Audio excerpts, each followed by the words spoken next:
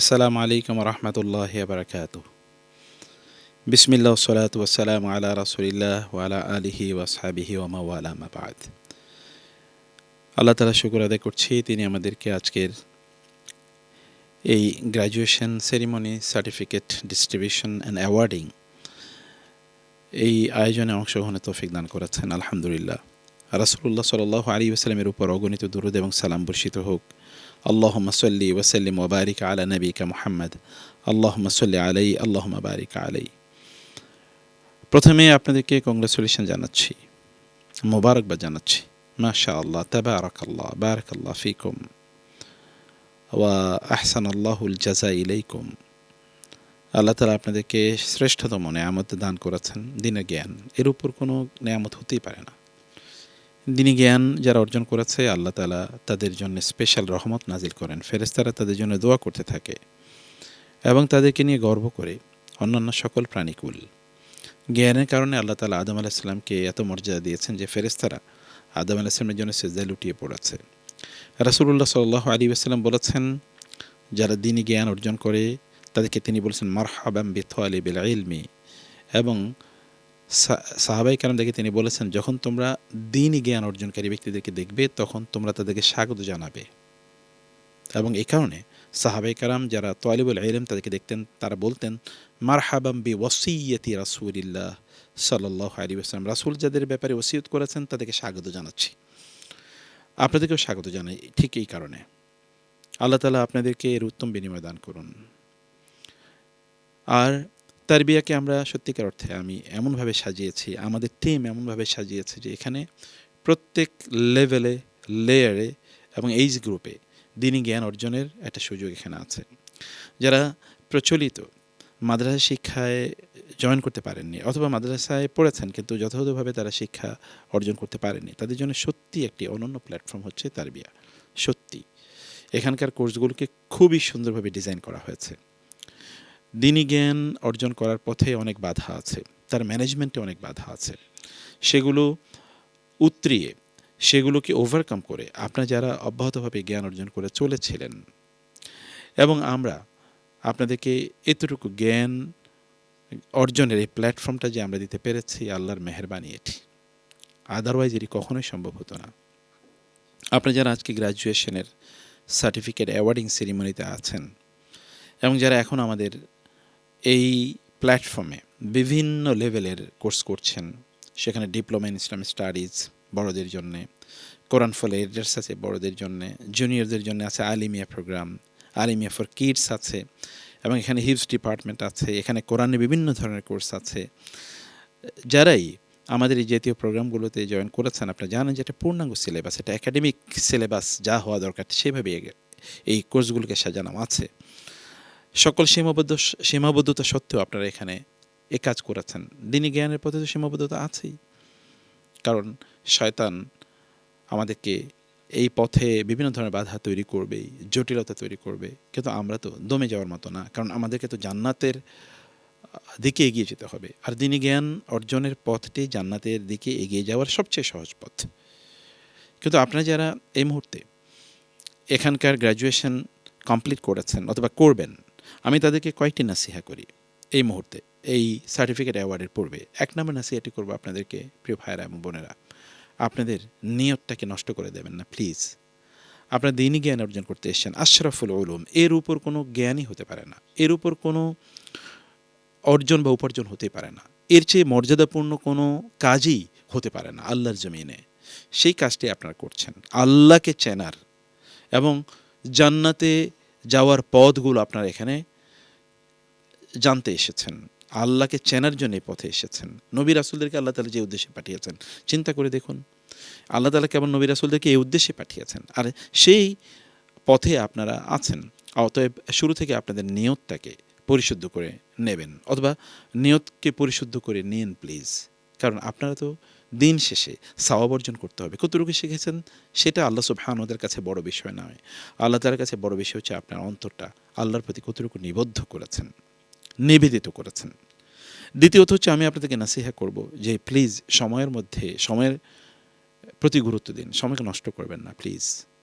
কারণ আমাদের সালাফরা বলতেন, যখন লোকেরা খেলাধুলায় হাবিজাবিতে তাদের সময়গুলো নষ্ট করতো, তারা বলতেন হায় যদি এদের সময়গুলো আমি কিনতে পারতাম, যদি টাকা দিয়ে সময় কেনা যেত, তাহলে এই সকল লোকের সময় আমি কিনে তারপরে আমি এই সময়গুলোকে ভালো কাজে ব্যবহার করতাম। সালাফরা তার আক্ষেপ করে বলতেন তিনি জ্ঞান বিতরণের জন্য বা জ্ঞান অর্জনের জন্য বা আল্লাহর ইবাদতের জন্য যদি আরও অনেক সময় পাওয়া যেত, কিন্তু তারা বলতেন যে এই যে লোকগুলো তাদের সময়টা নষ্ট করছে, প্লিজ সময়কে নষ্ট করবেন না। প্রতিটি সেকেন্ড দেখুন কল্যাণকর কোনো কাজে ব্যয় হচ্ছে কিনা। রাসূল ইসলাম আল্লাহর কাছে দোয়া করতেন, আল্লাহুম্মা ইন্নী আউযু বিকা মিন ইলমিন লা ইয়ানফা, হে আল্লাহ আমি যেন এমন জ্ঞান অর্জন না করি, এমন জ্ঞান থেকে তুমি আমাকে রক্ষা করো যেটি আমার কোনো কল্যাণে লাগবে না। এ কারণে আপনারা বিভিন্ন জিনিসের প্রতি আপনাদের সময়গুলোকে নষ্ট করে দেবেন না প্লিজ। এইটি সেটি ইত্যাদি করে সোশ্যাল মিডিয়া জুড়ে পত্রপত্রিকা ঘেটে কারোর সাথে গল্প গুজব করে আপনাদের সময়টাকে নষ্ট করবেন না। 3 নম্বর হচ্ছে জ্ঞান যা অর্জন করেছেন প্লিজ এটা আমলে রূপান্তরিত করুন। আমল না করলে জ্ঞানে কোনো লাভ নাই। ফেরাউনেরও জ্ঞান ছিল, ইবলিসেরও জ্ঞান আছে, কিন্তু এটা কোনো কাজে লাগে না। ইহুদিদেরও জ্ঞান ছিল, তারা জানতো রাসূলকে, কিন্তু তারা তো সেই জ্ঞানকে কাজে লাগাতে পারেনি। অতএব এটা ইহুদি মার্কা জ্ঞান যেন আমাদের না হয়ে যায়। 4 নম্বর যে বিষয় হচ্ছে যে আমাদের জ্ঞান যেন আমাদেরকে বাগী না বানায়, আমাদেরকে যেন বিদ্রোহী না বানায়। আমি অনেক জানি, অতএব এ কারণে আমি অন্যের উপর অহংকার, গর্ব, উদ্ধত্ত করে বেড়াচ্ছে, ব্যাপারটা যেন এমন না হয়। আপনার জ্ঞান যেন আপনাকে বিনয়ী বানায়। আপনি যত বেশি জ্ঞান অর্জন করেছেন তত বিনয়ী হন প্লিজ, বিনয়ী হন প্লিজ। বিনয়ের মান তাওয়াদা লিল্লাহ রাফাহুল্লাহ। কেউ যদি আল্লাহর জন্য বিনয় দেখায় তাহলে আল্লাহ তাআলা তার মাথাও উঁচুতে উঠিয়ে দেন। এই জন্য আল্লাহর জন্য যত বেশি বিনয় প্রদর্শন করবেন, যত সিজদায় লুটিয়ে পড়বেন, এরা তো বিনয়ের সর্বোচ্চ স্তর, তাই না? তত আল্লাহ সম্মানকে বাড়িয়ে দেবেন। আফামান ইয়ামশি মুকিব্বান আলা ওয়াজহি আহদা আম্মান ইয়ামশি সাওয়িয়ান আলা সিরাতিন মুস্তাকিম। এক প্রাণীরা মাথা নিচু করে চলে, আর আল্লাহ তাআলা মানুষকে মাথা উঁচু করে চলার এই সুযোগ দিয়েছেন। মাথা উঁচু করে রাখতে হবে, আর এটা তখনই সম্ভব হয় যখন মাথা আল্লাহর জন্য নিচু হবে, অন্য কারোর জন্য না। এই জিনিসটা আমাদেরকে করতে হবে। এবং পঞ্চম যে বিষয়টি বলতে চাই তা হলো যে আমাদেরকে কোরআন এবং সুন্নাহর সাথে আচরণের ক্ষেত্রে আমাদের আকীদা এবং মানহাজ, মানে সহি মানহাজ যেন আমরা অবলম্বন করি। আচ্ছা, কোরআন কীভাবে পড়বো, কোরআন কীভাবে বুঝবো? কোরআন কি কেবল তেলাওয়াতের জন্য, কোরআন বোঝার জন্য? কোরআনকে আমরা আংশিকভাবে গ্রহণ করবো না, সামগ্রিকভাবে। কোরআনের যে কোনো আলোচনা এটা সামগ্রিকভাবে কোথায় কী আছে সেগুলো একসাথে পড়ুন, একসাথে বোঝার চেষ্টা করুন এবং একসাথে কোরআনের জ্ঞান অর্জন করুন প্লিজ। এবং সুন্নার জন্য এরকম, শুধু কোনো খণ্ডিত একটা সুন্নার অথবা একটা হাদিসকে বা একটি মাত্র হাদিস, এই চ্যাপ্টারে হয়তো আরও ধরেন 50টি হাদিস আছে, সবগুলো জানার চেষ্টা করুন। এবং কেউ কোনো এই আয়াতের উপর আমল করেছে, কেউ এই হাদিসের উপর আমল করেছে, কেউ এই হাদিসের উপর আমল করেছে, তা নিয়ে কোনোভাবে বাড়াবাড়ি করবেন না প্লিজ। বিনয়ী হন, মানুষের সাথে উত্তম আচরণ করুন। এবং ষষ্ঠত যে বিষয়টি বলতে চাই তাহলে যে জ্ঞান অর্জনের শুরুতেই আপনাদেরকে আপনাদের লক্ষ্য উদ্দেশ্য, আপনি কী অর্জন করতে চান, কতটুকু অর্জন করতে চান সেটা নির্ধারিত করুন। যেমন আপনি আকীদার উপরে সবচেয়ে বেশি জানতে চান, আপনি আকীদার উপর 50টা বই পড়তে চান ফর এক্সাম্পল, অথবা ধরুন আপনি ফিকের উপর, অথবা আপনি রাসূলের জীবনের উপর 50টি বই পড়তে চান, তাহলে আপনাকে টার্গেটটি যে আমি রাসূলের জীবনের উপর এক্সপার্ট হতে চাই, সুপার এক্সপার্ট হতে চাই, এরকম কিছু একটা টার্গেট নির্ধারণ করুন এবং ওই টার্গেটে অব্যাহতভাবে চলুন। ওই কেন্দ্রিক যত ধরনের কোর্স আছে বা যত ধরনের লেকচার আছে, বই আছে, সেগুলোকে একত্রিত করার চেষ্টা করুন। এবং কখনো জ্ঞান অর্জন করতে গিয়ে একটা পড়েছেন, একটা বই পড়েছেন, এটা একবার পড়ে শেষ করে দেবেন না। একটা বই একবার, দুইবার, তিনবার, 10বার, 50বার জন্য পড়বেন। কোরআন যেমন আমরা কতবার পড়ি, একবার দুইবার পড়ছি না, বারবার পড়ছি। অতএব বারবার পড়ার চেষ্টা করবেন। কোন একটা বই কমপক্ষে 2বার 3বার পড়ুন। এখানে একটা বই মানে 10টা বই একবার করে পড়ার চেয়ে একটা বই 10বার পড়া অনেক বেশি উত্তম, কারণ তথ্যগুলো তখন আপনার কাছে থেকে যাবে। মোরাজাহা করে, এটাকে রিপিটেশন অথবা এটাকে রিভিউ করা। এবং নিজের উপরে একেবারে নির্ভর করবেন না। আমরা শুরুতে অনেকে মনে করি বাজার থেকে বই কিনে নিয়ে আসলাম, এটা পড়লেই তো হবে, কোর্স করা দরকার কি, আলেমদের কাছে যাওয়ার দরকার কি, অথবা কোনো একাডেমিয়াতে ভর্তি হওয়া দরকার কি? নো, আপনাকে দিনী জ্ঞানটাই আসলে একজন সিনা থেকে সিনায় চলে গেছে, সদর টু সদর, তাই না? এটা চলে গেছে। যেমন আল্লাহ সুবহানাহু ওয়া তাআলা পাঠিয়েছেন জিবরিলকে, জিবরিল রাসূল সাল্লাল্লাহু আলাইহি ওয়াসাল্লামকে শিখিয়েছেন, রাসূল সাল্লাল্লাহু আলাইহি ওয়াসাল্লাম সাহাবায়ে কেরাম থেকে শিখিয়েছেন, সাহাবায়ে কেরাম তাবেঈদেরকে। এবং এই যে পরম্পরায় দ্বীনি জ্ঞান এসছে, একা দ্বীনি জ্ঞান অর্জন করা কখনোই জানে এটা একটা মারাত্মক ভ্রান্তি এবং ভুল। যারা একাকী দ্বীনি জ্ঞান অর্জন করতে গিয়েছে তারা প্রত্যেকেই বিভ্রান্তির মধ্যে পড়ে গেছে। এবং অষ্টম যে বিষয়টি বলতে চাই হলো তাআসসুবি, কখনো কখনো যে এই মতটি আমি ধারণ করি, এর বাইরে কোনো কিছু আমি করব না। আপনি যে মতটি ধারণ করছেন তার বিপরীতে আরেকটি মত আছে এবং সেই মতটিও সহিহ হতে পারে, বিশুদ্ধ হতে পারে। ফলে কোনো একটা মত মতের উপর আপনার মতের মতো হয়নি, এই কারণে আপনি তাকে ধরুন বিভিন্ন ধরনের ট্যাগিং করা, এটা যদি কেউ ট্যাগিং করে এবং কোনো আলেমদের বিরুদ্ধে কেউ যদি ট্যাগিং করে, আমি সত্যিকার অর্থে আমারই ছোট্ট জীবনে আমি দেখেছি যারা আলেমদেরকে ট্যাগিং করেছে বা আলেমদের বিরুদ্ধে বিভিন্ন ধরনের বিষোদ্গার করেছে, এরা প্রত্যেকে পরবর্তীতে নাজেহাল হয়েছে, তারা প্রত্যেকেই অপমানিত হয়েছে, লাঞ্ছিত হয়েছে। এটা করবেন না কখনো। এটা কি আলেমদের মধ্যেও যারা এই কাজ করেছে অথবা কি সাধারণ মানুষের মধ্যেও এই কাজ করেছে, আলেমদের রক্ত, এটা আমাদের সালাফরা বলতেন, আহমদ বিন হাম্বল রাহিমাহুল্লাহ সহ তারা বলতেন যে আলেমদের রক্ত হচ্ছে এইটা, অথবা তাদের মাংস হচ্ছে বিষাক্ত, রক্ত হচ্ছে বিষাক্ত। কেউ যদি রক্ত বা মাংস চোষণ করে বা খায় তাহলে ওই ব্যক্তি মারা যাবে নিশ্চিত, নাজেহাল, অপমানিত হবে, লাঞ্ছিত হবে। এটা কখনো করবেন না। এবং আপনার এই ক্ষেত্রে যে সকল হক আছে, অন্যদের হক আছে, আপনি দিনী জ্ঞান অর্জন করতে যাচ্ছেন, এই কারণে অন্যদের হক, আপনার স্বামীর হক আছে, স্ত্রীর হক আছে, পিতামাতার হক আছে, সন্তানদের হক আছে, প্রতিবেশীর হক আছে, অথবা আপনার প্রতিষ্ঠানের হক আছে, এই হক কখনো নষ্ট করবেন না। সবগুলো হকের সাথে রেখেই তারপরে দিনী জ্ঞান অর্জন করার এই কাজগুলো আপনার করবেন। এবং আপনার কখনোই যেটা করবেন না যে আলেমদের থেকে মানুষকে ফিরিয়ে রাখবেন, অমক আলেমের কথা শুনবেন না, অমকের কাছে যাবেন না, এগুলো না। আপনি মানুষকে সত্য বলুন, মানে এই মানুষ জানুক যে এটা হক এবং এটা বাতিল, ফলে কে বাতিল বলছে সেটা তখন তারা যেন বুঝতে পারে। কিন্তু মানুষের বিরুদ্ধে বিশুদ্গার করা, এটা যাদেরকে আপনি বলছেন তাদের মধ্যে নেতিবাচক মেন্টালিটি তৈরি হয় এবং এটা দিনকে খাটো করে। এই খাটো দিনকে আপনারা বুলন্দ করার জন্য, এলাই কালিমাতিল্লাহ, আল্লাহর দিনকে আপনারা উচ্চ করার জন্য এসেছেন। আপনারা আল্লাহর দিনকে আপনাদের কারণে, কথাবার্তার কারণে যেন নিচু না হয়ে যায়। আর আরেকটা বিষয় হচ্ছে যে মানে বিকশিত হওয়ার আগে প্রকাশিত হওয়া, এটা কখনো করবেন না। অনেকেই যতটুকু জেনেছে তার চেয়ে অনেক বেশি বলার চেষ্টা করছে, অনেক যতটুকু জানে তার চেয়ে বেশি নিজকে প্রকাশ করার চেষ্টা করে। না, প্রকাশিত হওয়া তো আপনার লক্ষ্য না, আপনার লক্ষ্য তো বিকশিত হওয়া, অর্থাৎ ভেতর থেকে নিজকে ডেভেলপ করা। প্রকাশিত হলে আপনি শেষ হয়ে যাবেন। অতএব প্রকাশ, সোশ্যাল মিডিয়াতে কিছুক্ষণ পরে আমি এখন ওই বইটি পড়া শেষ করেছি, ওই কোর্সটি করা শেষ করেছি, এগুলো যদি আপনি দাওয়াতের উদ্দেশ্য হয় তাহলে ডিফারেন্ট ইস্যু, কিন্তু এগুলো নিজকে জাহির করার জন্য যেন কখনোই না হয়। অথবা আপনি কিছু জেনেছেন, এরপরে আপনি বক্তব্য দেওয়া শুরু করেন, মাহফিল করা শুরু করে দিলেন, খুতবা দেওয়া শুরু করে দিলেন, অথবা বিভিন্ন জায়গায় দার্স দেওয়া শুরু করে দিলেন। এগুলো একটু স্লো যান, কমপক্ষে একটা লেভেল পর্যন্ত জ্ঞান অর্জন করার পরে নিজের উপর যখন এই আস্থা তৈরি হবে যে না আমি যা জেনেছি তা এখন শুদ্ধভাবে জেনেছি, ততটুকু পর্যন্ত আপনি ধৈর্য ধারণ করুন। এবং কখনো কখনো দিনী জ্ঞান অর্জন করতে গিয়ে কখন ঠিক আছে আমি কষ্ট করেছি, এবার 1 বছর রেস্ট নেই, তারপরে আবার আরেকটা করবো, এটা কখনো করবেন না। এটা যে আমার এখন ব্যস্ততা, আমি এটা করতে পারবো না, দিন আল্লাহকে ব্যস্ততা দেখাবেন না। আল্লাহ সম্পর্কে, আল্লাহর দিন সম্পর্কে জানার কাজটি অব্যাহত চালাতে হয়, এটা সবসময় করতে হয়, প্রতিদিন করতে হয়। এটা অক্সিজেনের মতো করে আমাদেরকে চালাতে হয়।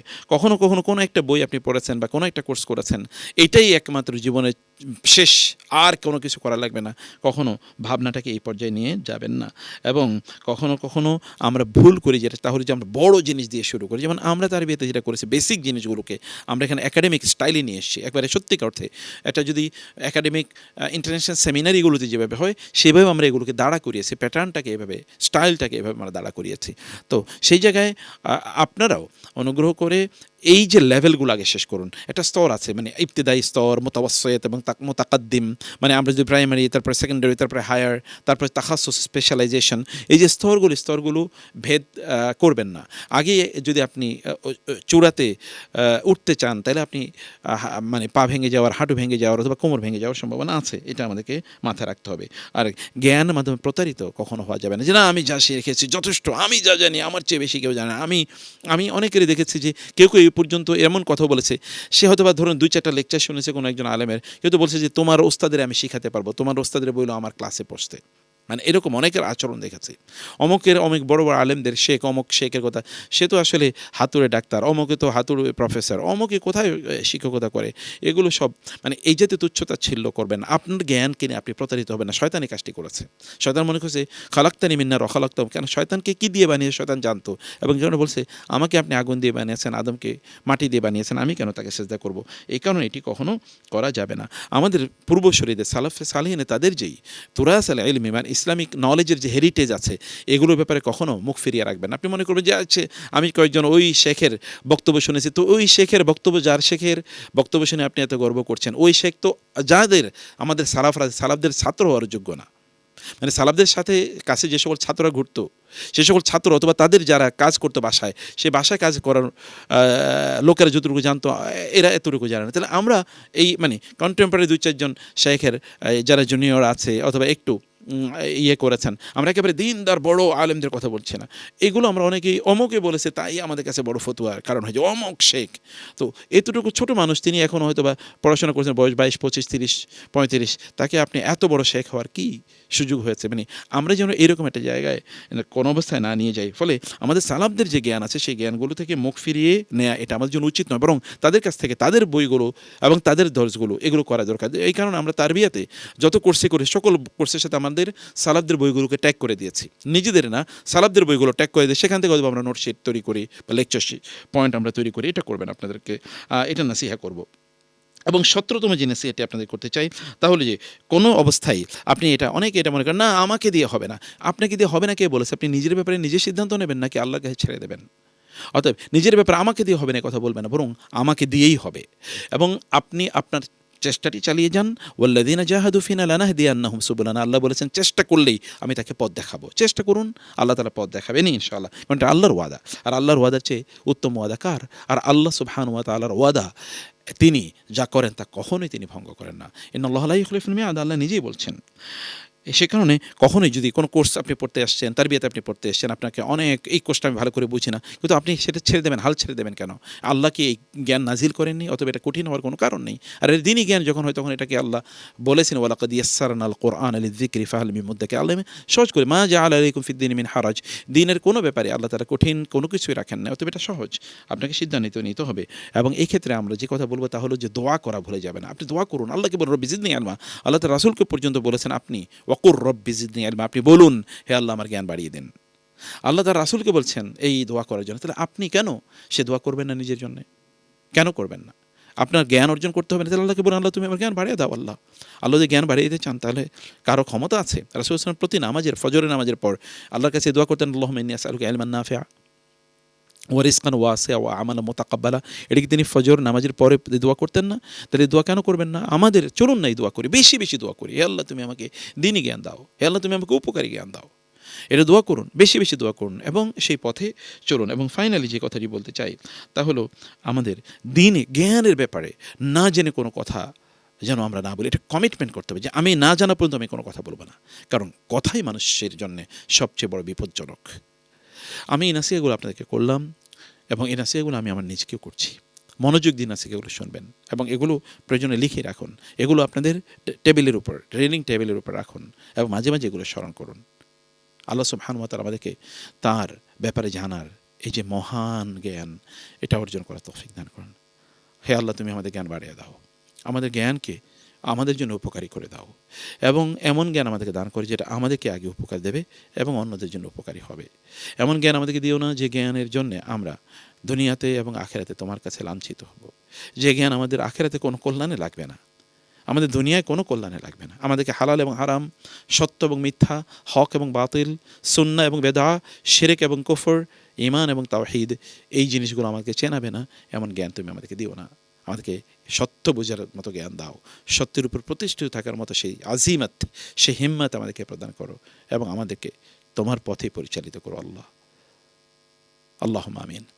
আমরা এখন ইনশাআল্লাহ আপনাদের যে সার্টিফিকেটগুলো আমরা দিতে চাই, সার্টিফিকেশন আমরা দিচ্ছি, এটা আমাদের পক্ষ থেকে আপনাদের জন্য এক ধরনের কমপ্লিমেন্ট।